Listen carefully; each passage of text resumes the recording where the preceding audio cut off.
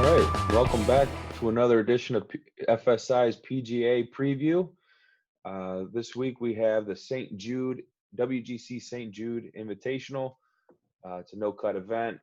Last week we were devastated by another round of just brutal, no 6-6, just tough conditions, tough miscuts. But this week we get a break and everybody gets to make 4 rounds of golf.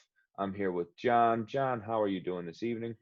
I am very, very good. It was fun to have the tournament here in Minnesota last week. Again, didn't get to go like last year. Maybe next year I'll get to join.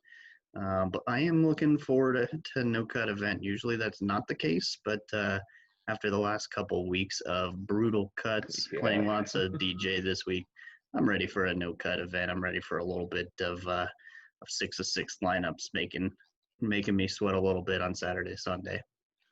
Amen to that. Yeah, the DJ news was brutal when it came out on Thursday night. Everybody was looking at dead lineups. I even had a DJ lineup came so close to cash. If he would have just played like one more round, I would have probably cashed that lineup. But it's like, what can you do? The guy has a back injury. It was kind of telling after 3 straight 80s. So yeah, we'll see if anyone plays him this week. Yeah, I doubt it. But yeah, that was a brutal withdrawal. I haven't heard anything on COVID news yet, so that seems to be good and trending well.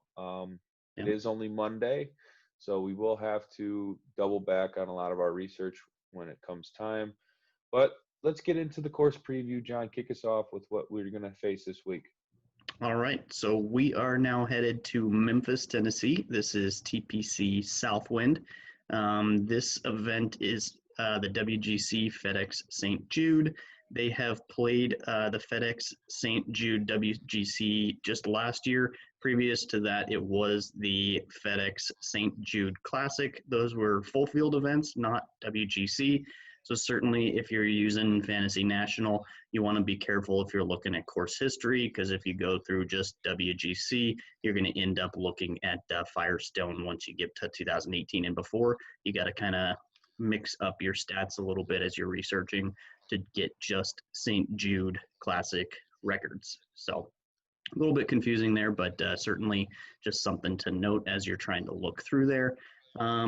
With this being a WGC event, no cut, we have the majority of the top 50 in the world golf rankings. We also have all of the top 8.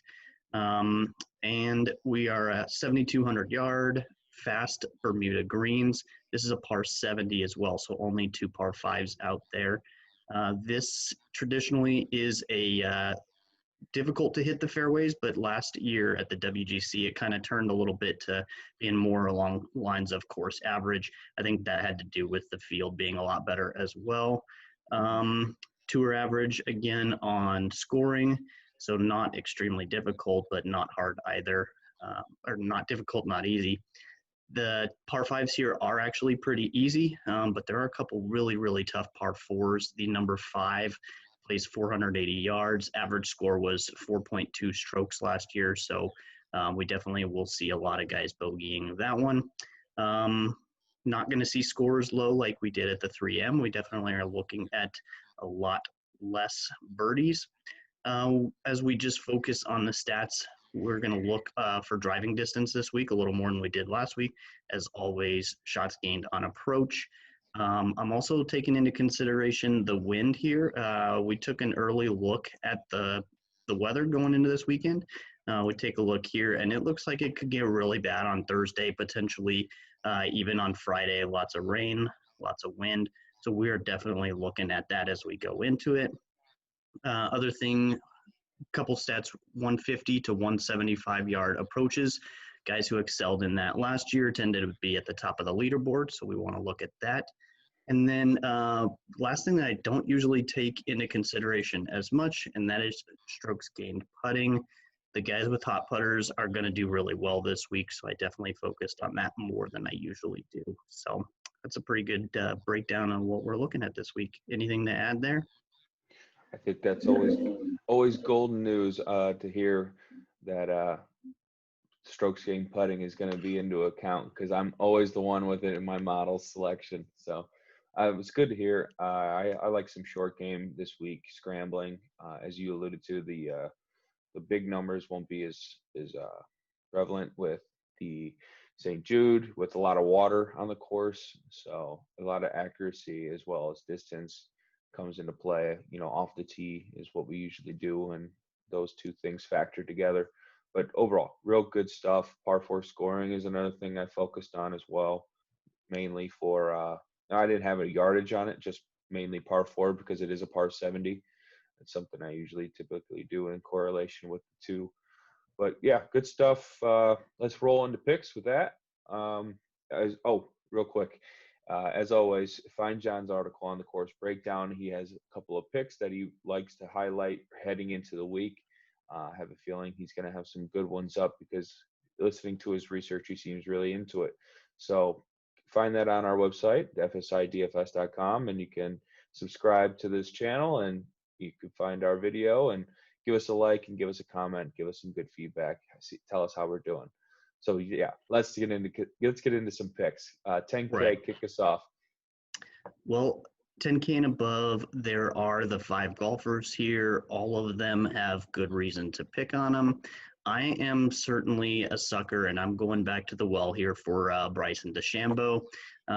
Bryson did disappoint last time out with the missed cut over at the Memorial.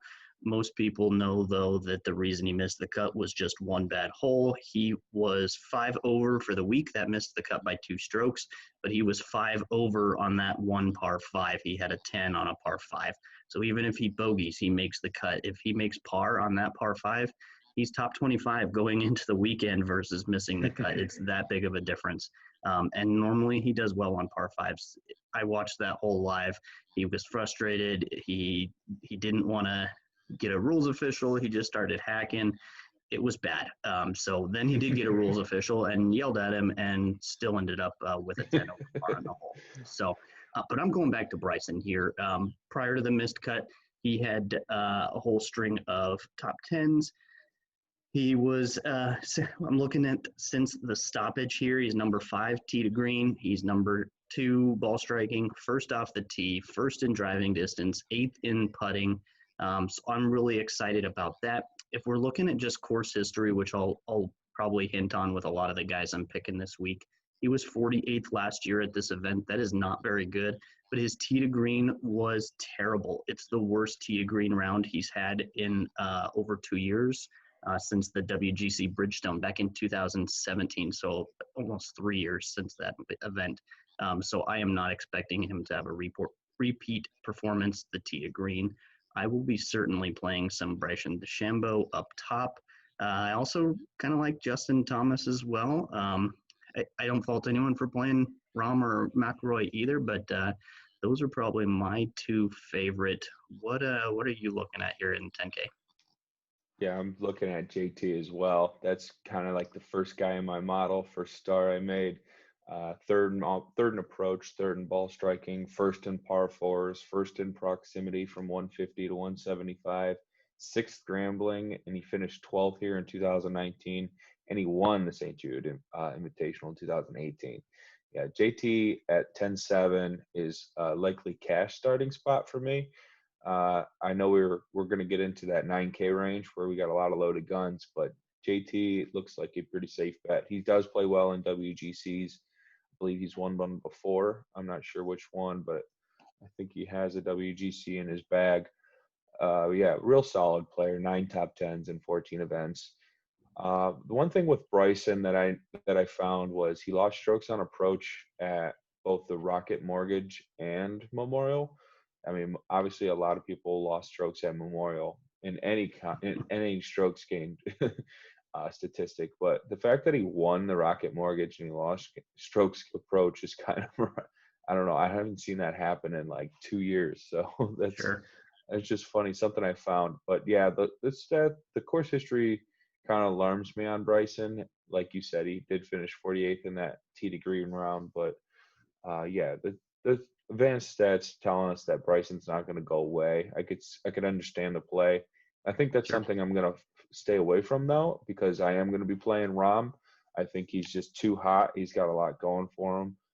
He's 5th off the tee, 10th ball striking in the field, 14th par fours, and he finished here in 2019 with a 7th place finish and a 17th in 2018 as well. I just think Jon Rahm just got that number one bullet on his head. Everyone's got a big target on his back, and I think Rahm has the pedigree to make it known that he is here to be the best golfer on the planet. So we'll see how Rory reacts to something like that. I certainly don't think he's a bad play either. He's third in the model. He's got he's third in the field off the tee, 16th on the approach, and he actually has the best course history in this section. I believe he was 4th in 2019, 6th in 2018, and 7th in 2012. So he has a long history here, and I think Rory is always good to make birdies and have low rounds and no cut events. It's very rare that you'll ever see Rory finish outside a top 15 in a no cut event. So very understanding of the Rory play as well. Cantlay, I think, will be very under-owned. I don't see anyone owning Cantlay, and I think that's going to include myself. I don't think 10K for Cantlay and someone who doesn't win as much on tour is something I'm going to look at that price. So probably be out on, I'll be out on Cantlay and invested in probably Rory, Rahm, and JT. Fair enough. I think that'll probably, that pretty much solidifies the 10K range right there. If you're a Bryson guy, you're in for Bryson. If not, you're gonna probably play most of everybody. So yeah, I think the driving distance has me kind of stuck a little bit. That he is just crushing the ball right now, and if he can avoid that 10, avoid the big number, I think he's going to pay off. But certainly nothing wrong with taking the others up top here. I think Cantlay, again, you're right. He'll be the under-owned golfer. Right. Yeah, Bryson you probably hit it so far, he's going to sail the water by like 100 yards. It's funny. All right. Well, we got 9K, and we got a lot of guys here that probably both of us like. So start us off with your absolute favorite. I mean, really, almost all of these guys are very playable here. I would stay away from DJ with the back injury. I have no idea where he's at right now. If he can really play, I'm probably also not playing any Brooks Koepka. But for me, the guy that I'm zeroed in on first, mostly due to his course history here, that's Daniel Berger. Daniel Berger is a 2-time winner on this course. He won in 2016 and 2017. He did miscut his last time out at the Memorial, disappointed a lot of people. But prior to that, 5 straight top 10s. That's really interesting as far as the form to me. Since the stoppage here, he's 6th overall putting, 7th in approach, and 14th tee to green. I think he is a pretty solid play potentially to start my cash lineup. We'll kind of see how that shakes out. I might even play even more balanced than that and drop below Berger for my top guy. We'll see. One note here on Berger, he is vastly underpriced on Yahoo. He will probably be a lock in my lineups over there.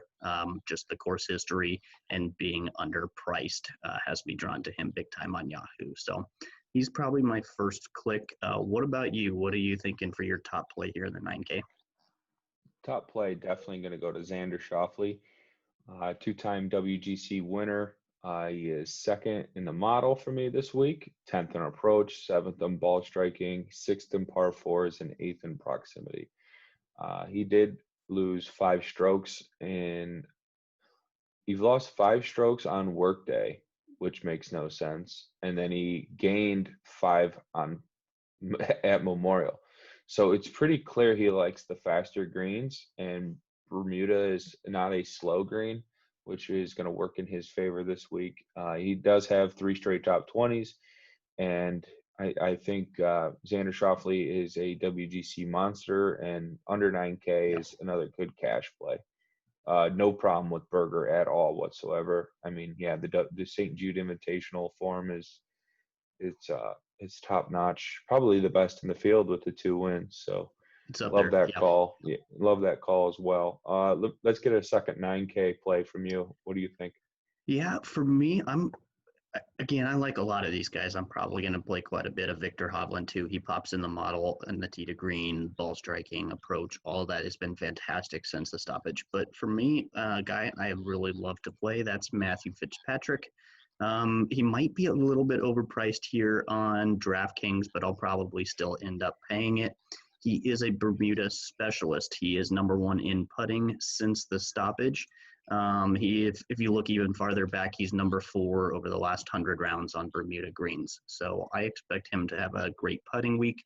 He is 4th on this event in 2019. He also finished 3rd at the Memorial, as we could see here, his last event. He absolutely loves these WGC events, just like Schauffele. He has 3 top 10s over his last 8 WGC events. I don't expect quite as much ownership. For whatever reason, Fitzpatrick never gets the ownership of the guys around him. So I'm definitely going to take advantage of that. But if you look at the guys around him, Hideki, Finau, Brooks, DJ, I think he might go a little under-owned, even Patrick Reed a couple hundred below him. So I'm going to take advantage of that ownership dip if I can and play some Matthew Fitzpatrick. What about you? You got another guy you like in here?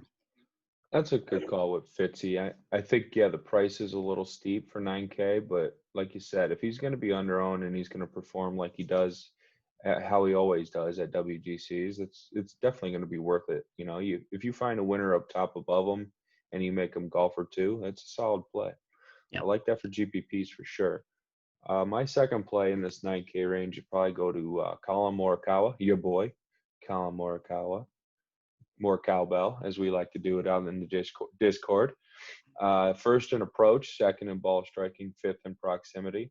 So he is just elite with the irons. And if we're going to get to a course where, you know, gaining strokes on approach is the most advanced stat to tell you who's going to have the best chance at winning, I'm definitely going to take one of the better iron players in the world right now, in Collin Morikawa. He won the Workday Open. He did, I believe he made the cut at the Memorial. Was it T48? Yeah, I just don't remember him playing well because he lost 8 strokes on the putting green. So the fast, alarming greens did not help Collin Morikawa. So, Sure. but we got a no cut event and one of the best iron players in the world, and he's under 9K, and I'm not going to pass on Collin Morikawa this week. Yeah. So I don't He think he won the Barracuda during this week last year. So it was the alternate event during this WGC. He obviously hadn't qualified for the WGC, so he is, call it, defending his championship this year, although he's not at the same event. But I definitely like Collin Morikawa as well. He is once again in a featured group on the PGA Tour app for Thursday and Friday, so that'll be exciting this week. I know he gets to play with JT, so I think he's really going to be taking advantage of playing with all these top tour pros, the elite of the tour. I think it's really going to help him not just over the next couple weeks, but over the next couple of years. Having played these rounds with the best of the best is going to be really good for him. I like that JT pairing. That the ball striking in that group is going to be phenomenal. Mm-hmm. Okay, 8K. Let's roll into this next tier. One last shout out. You got one Hatton. more? Yeah, You got the Hatton 9K in this range. Hatton. He might be a little bit overpriced, but I love playing Hatton. He's got a fantastic form coming in here. If you could see, T4 at the Rocket Mortgage, T3, and then a win back at the API. I don't know about his ownership right now. We'll have to see, but I really do like where Hatton's game is at right now. I will be on him as well. Yeah, Hatton, typically a guy I can never find myself writing up, but then I end up playing him. And he's been working out. He's been working out really well. Very well. 5 top 10s in 6 plays or in 6 tournaments. That's really awesome. 8K range. I'll start it off, and I'll go with my guy Tommy Fleetwood. I know he did not do too well last week.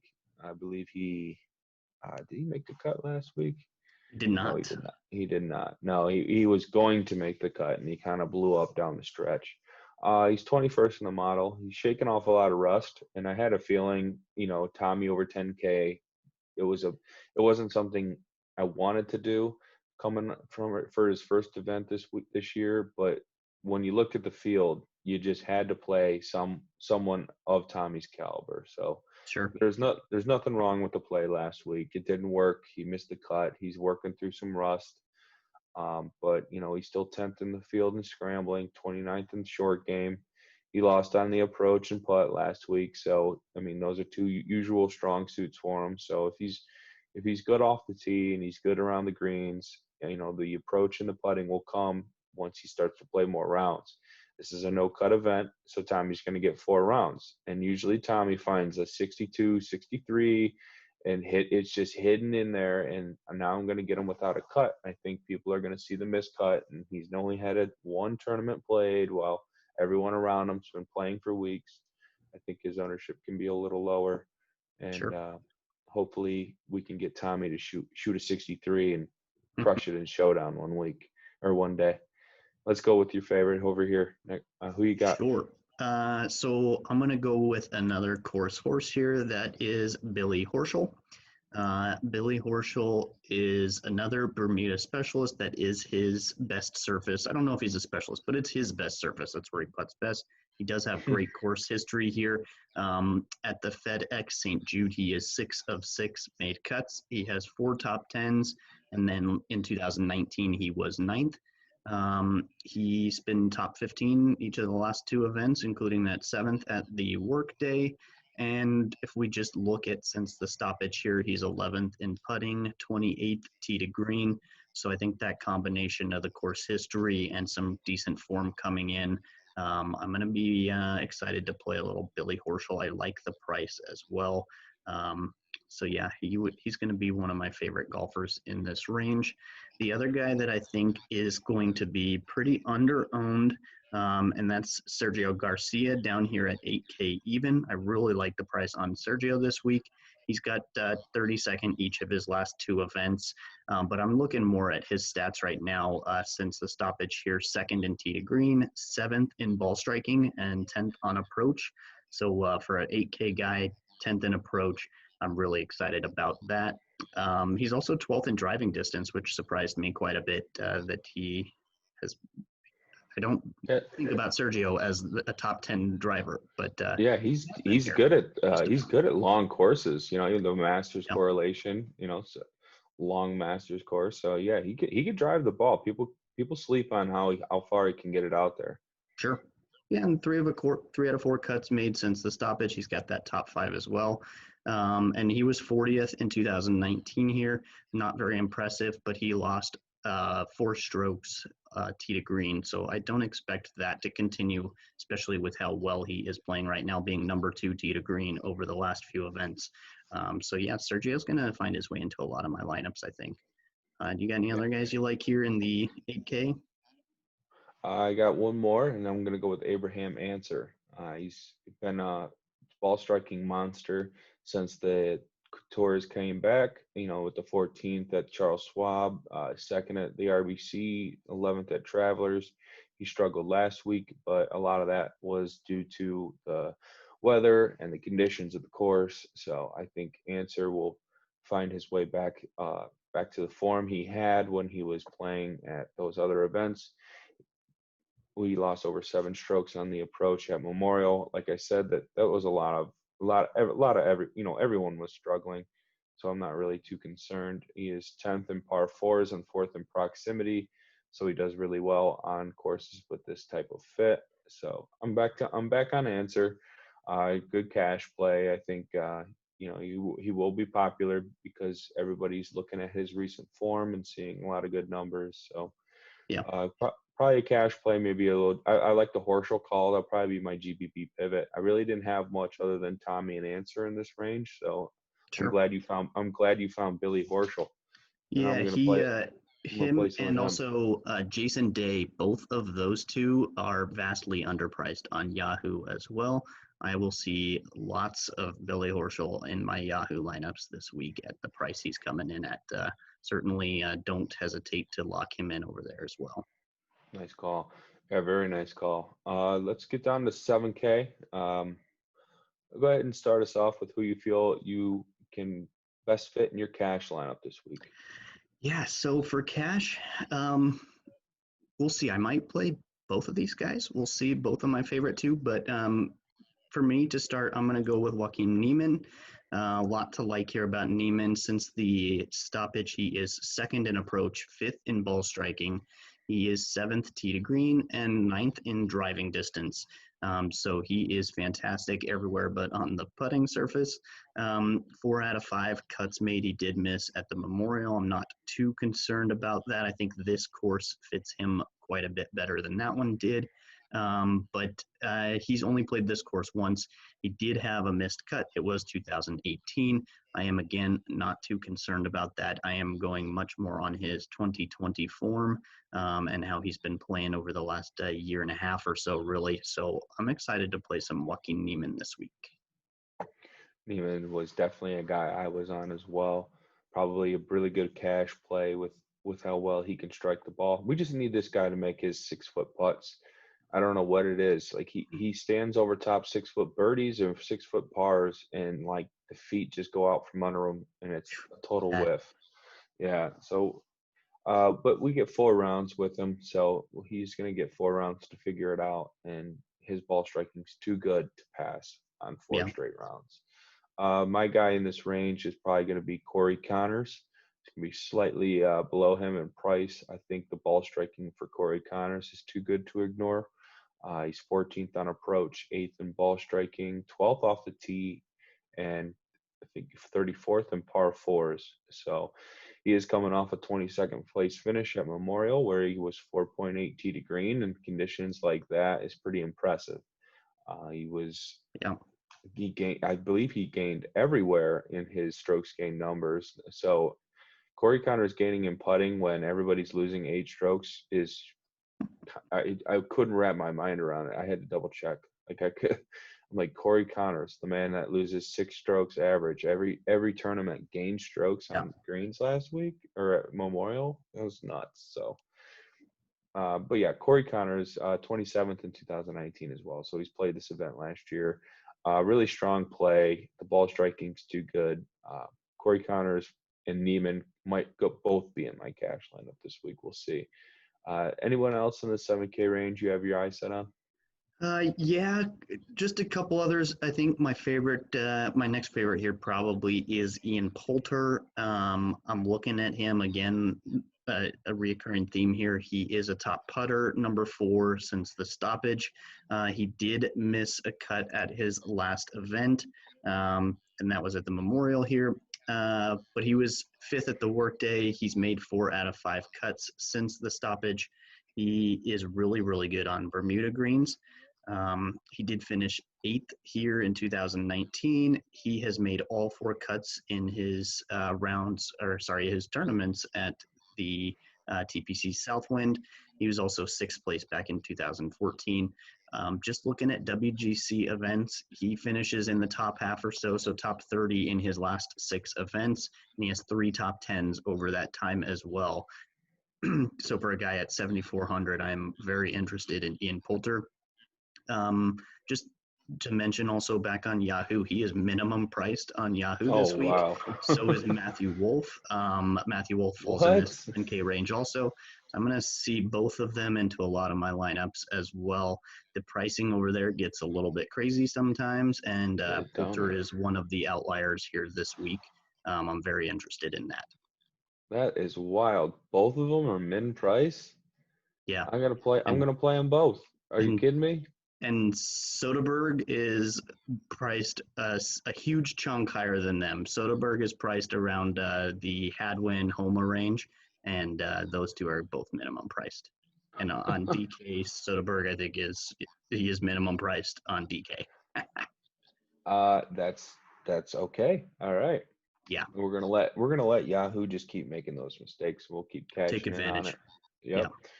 Well, it's funny you say that because Matt Wolff was going to be the guy that I talked about next. I think this is an excellent course fit for Matt Wolff, and he's playing really well. One thing he always struggled with was consistency, but he certainly showed that going from Memorial T22 to 3M T12. He was 24th here in 2019. He's 10th in the field in ball striking, 28th in proximity.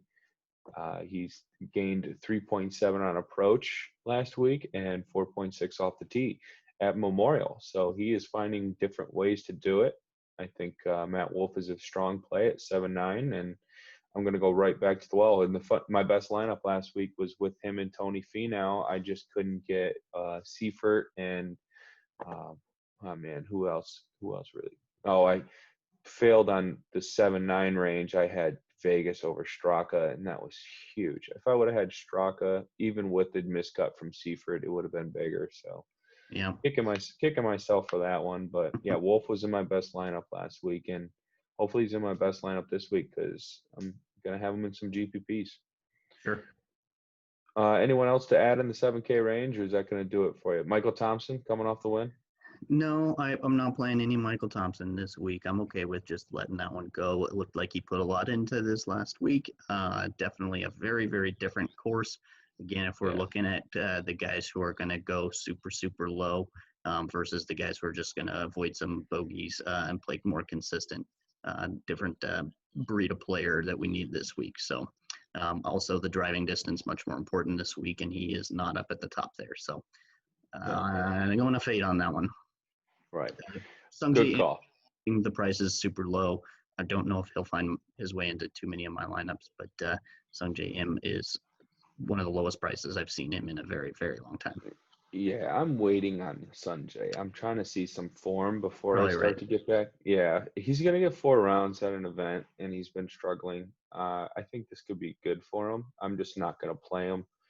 Yep. You know, he missed the cut at Memorial, and he's been finishing in the back half of the weekend for the last couple of weeks. So Sanjay is definitely better than what he's showing.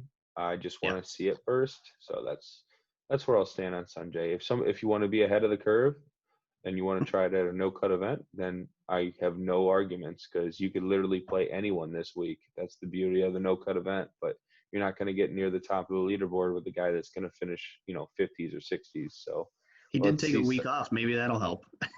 Well, yeah. Something he rarely does.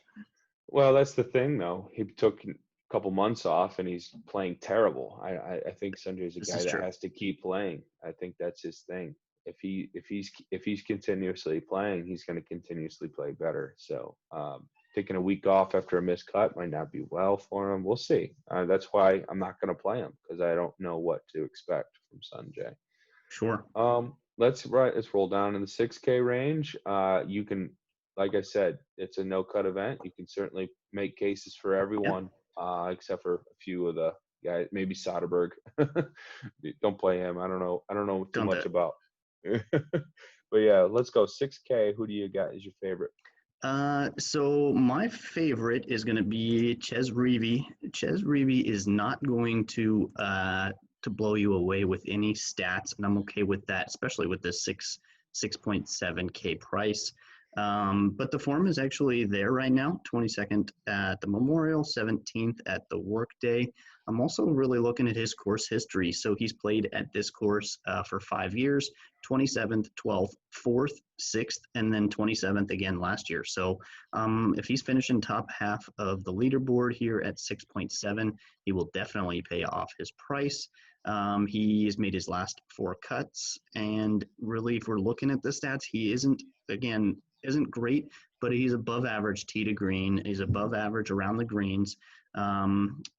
The Bermuda putting is not really great, but again, the price I think makes it okay to go ahead and risk it here. No cut event, you should get 4 rounds out of CHEZ, so I'm okay with that play there. The other guy I like here is Kevin Streelman. I think Kevin is a decent play this week. He is an extremely accurate driver. His #1 fairways gained since the stoppage. Also 15th tee to green, 17th in ball striking, and 23rd on approach. So he's not at the top, but again, much better than average, especially at this price. Made his last 3 cuts. He had that 2nd place and a 7th place as well. But he hasn't played this course since 2014, so not really anything to talk about on the course history side. Those are probably my 2 favorite plays. There's a couple other guys I'm going to maybe throw some darts on down here, but those are the 2 that'll find their way into the most of my lineups. What about you? What do you like down here in 6K? Yeah, REAVIE was definitely my favorite and more than likely a cash play for me on this slate. because of that course history, how well he was playing lately at the Memorial. He played really well. But I got some GPP pivots. My favorite being CT Pan, the Nice. Panimal, as they call him. 27th in approach, 31st in proximity. I know those aren't super high numbers, but we're talking about, a 6,300 player who's been playing really 61. well. Is he 61? I thought okay, so that must be my other guy, 63. 61. Wow. Yeah, he is playing really well with his irons since the Workday Charity Open. Um, I think he gained over 9 on the approach there and 3.3 at Memorial. He finished here in 2018. He finished 18th, and he was 48th last year. So he did play this event last year. I think he's coming in with a little bit of form and some course history. So I'm going to roll with, a GBP dart at CT Pan. My other guy is Tyler Duncan. He is is he the 60? He's 62. Yeah, he's 47th in the model, so he's not going to wow you on your stats, but he is in a pretty deep field, so it's hard to get high on the model rankings when you're playing up against Rory, Rahm, and them. But he's 21st in proximity, and he gained over 3 strokes on the approach at Memorial and 37th in 2018 here. So Duncan has a little bit of history as well. Those are 2 of my favorite GBP plays, really low end guys that you can fit the top studs with. I do have some other names. Poston, Mackenzie Hughes are 2 names that I like. What about you? Any other 6K Sure. plays?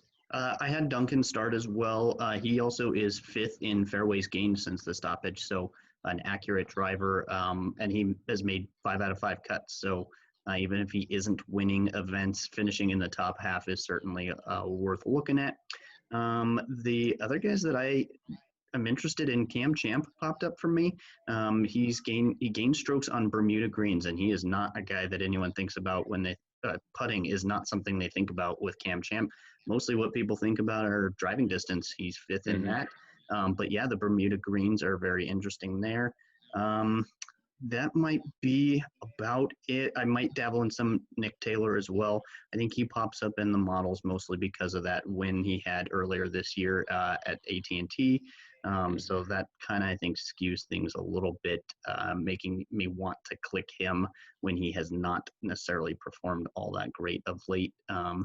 But that's probably just about it. I guess the last guy, my very first look through, Matt Jones, actually popped up for me. So he's a guy I'm going to dig into just a little bit more, but we'll see. There's not a ton of guys that I really want to play down in this range, but I think if I load up a bit more on like CHEZ REAVIE and some of those 7K guys we talked about, that'll help to fill out my lineups with the studs we want.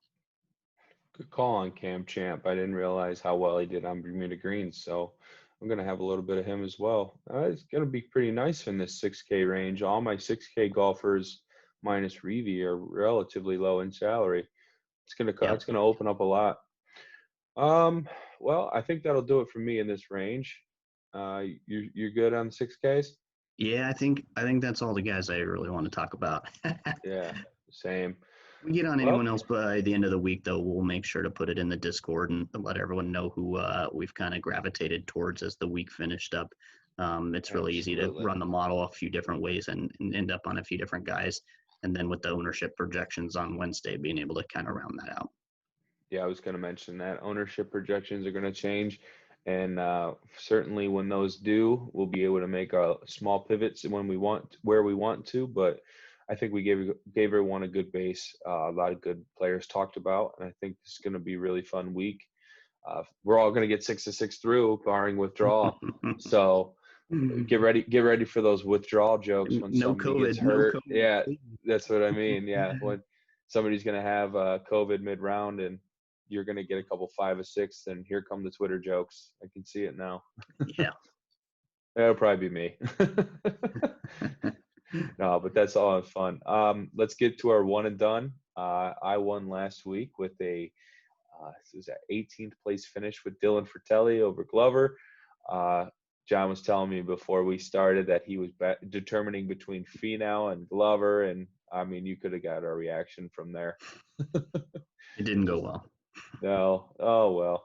But I needed it after Bryson finished 6th, and I had a Morikawa miscut earlier in the year. So it looks like we're getting level on that. I still can't get the numbers going because I've just been buried in content. As you know, I've been doing MLB, but PGA has been a blast, and let's keep it going. Let's get another one and done selection. Who do you got? Oh, I'm between two guys this week. We always are.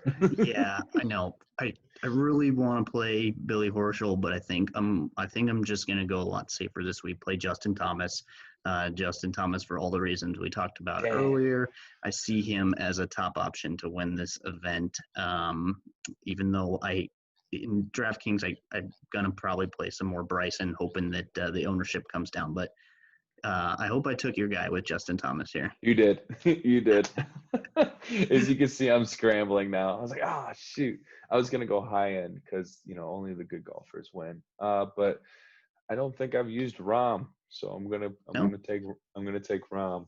And that's going to be tough because, I think Rahm can win a major, but maybe I'll save Rory and Bryson for my majors, but if you're going to take JT, I got to go high. So I'm going to go with Rahm. Sounds good. Well, I'm glad you let me pick first then. Yeah, I know. It's going to take JT. But no, good pick. Hopefully both of them do really well because then I think we'll both do well. Okay. I'll be playing both of them on Yahoo with some of those min-priced guys. Ian Poulter plus Rahm plus Wolf plus JT. Yeah, there you go. Absolutely. I mean, we built the Yahoo build, right? Those two players being min price, and then talking about how well we like players like JT. It's perfect. Yep. All right, good stuff, John. As always, good to talk to you. Catch us next Monday for Tuesdays. We record on Mondays for our PGA Championship preview. We have another Millie Maker for that as well. Going to be a big field, fun times. First major of the year. Well, we didn't have the Masters yet, so this is the first major of the year. Wow. Okay, so first major of the year coming out next Tuesday. Going to be some fun times in the Discords for majors. Hopefully some good sweats. We're going to have a really good show that day. We'll go a little extensive in research because we're going to have probably a little bit more money invested. So looking forward to for sure. Yeah, definitely. Looking forward to that. But that'll close it out for the WGC, and everybody have a fun week. John, have a good night. All right, you too. See everyone in the Discord. Bye.